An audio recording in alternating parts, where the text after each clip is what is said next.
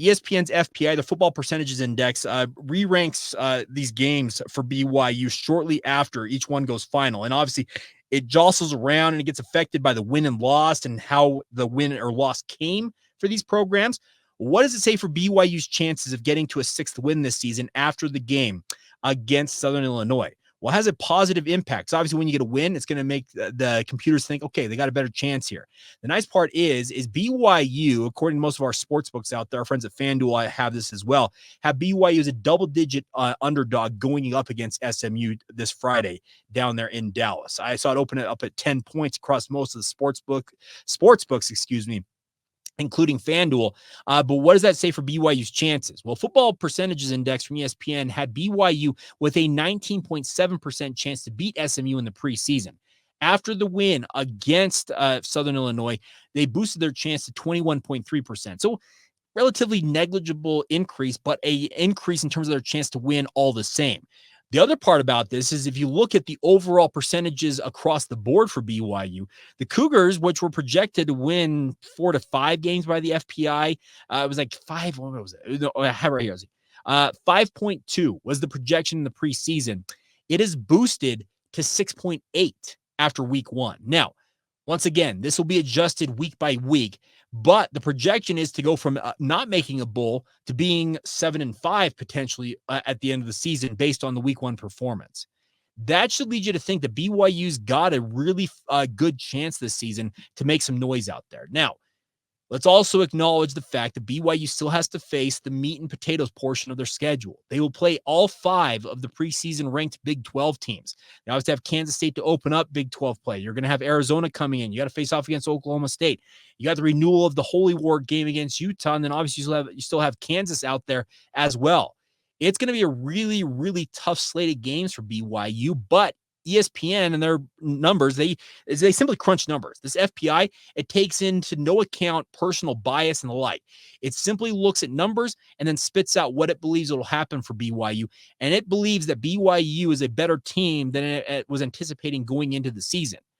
Am I saying anything that any of you probably are going to disagree with? I don't think so, but you look at it, BYU is going to look at wins potentially, as it points out, against the likes of Houston and Wyoming. They've got major boosts in terms of the overall win numbers there. Wyoming, after they got absolutely smashed by Arizona State, Wyoming has a 79.2% chance of BYU winning on the road in Laramie.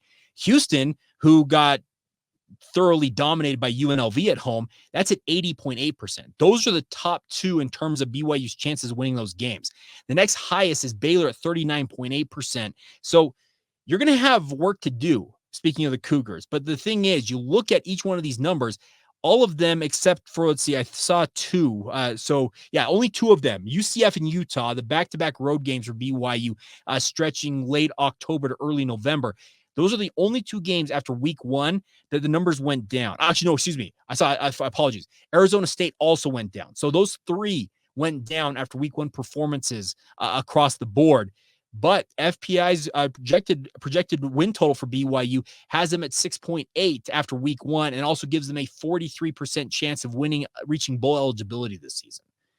That's the type of stuff that winning the games that BYU wins like they did against Southern Illinois, that's going to make people think, okay, they got a fighting chance here. I didn't think coming into the season that BYU was an absolute disaster waiting to happen. I think some of you probably thought that, but the other thing is they had a lot to prove. And I think that game against Southern Illinois is going to show some people, hey, this is a team that's still got some pride in it. They're not out there just going through the motions. The other part about it is I looked back at last season and the fight BYU put up against both Oklahoma and Oklahoma State with their back against the wall showed me everything I felt like I needed to see about this team. No, they didn't win the games. I get that. They did not win those games. But what they showed in those games was a refusal to essentially back down and just say, oh, yeah, we're screwed here. We can't win in this circumstance.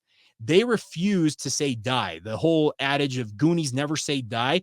Well, that's kind of what BYU's whole mentality was. They were fighting for bowl eligibility last season. They're very easily the caliber of opponent, speaking of the Oklahoma Sooners and obviously the Oklahoma State Cowboys. BYU could have said, you know what? This season's over. Let's just mail it in and let's get through this and obviously look towards the offseason.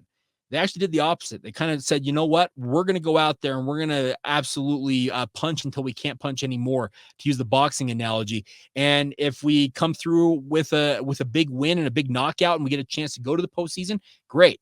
But they put the fight in there. And I think that the losses overshadowed that fight from this team. And I think the numbers now from this ESPN FPI indicate that all of us, I'll include myself in this conversation, looked at BYU and judged them probably a little too harshly, yeah, when it came to the 5-game losing streak at the end of the year. There were not very many good vibes, obviously, in the losses to the likes of West Virginia. But when you came as close as you came against the Oklahoma Sooners, and then obviously in double overtime against Oklahoma State to end the season, I think it showed that BYU refused to give in and to essentially say, yeah, we're going to mail this in, because I think they understood what they were up against. And these numbers now indicate, after the win against Southern Illinois, this is a team that's still got a lot of pride. It's still got some talent. Is there a need for more talent? No doubt. This is a team that's far from being the elite of the elite when it comes to the Big 12. But there is a backbone with this team. And I think they reflect kind of the steely nature. Kalani Sitake going into the season, remember last week we talked about it. He had a pretty hard edge to him during that Monday press conference last week. And I don't care what you guys say. I've listened to this guy's press conferences and talked with him one-on-one multiple times. That was fairly edgy from him. I think his team backed up that edginess and went out there and put on a performance that said, you know what?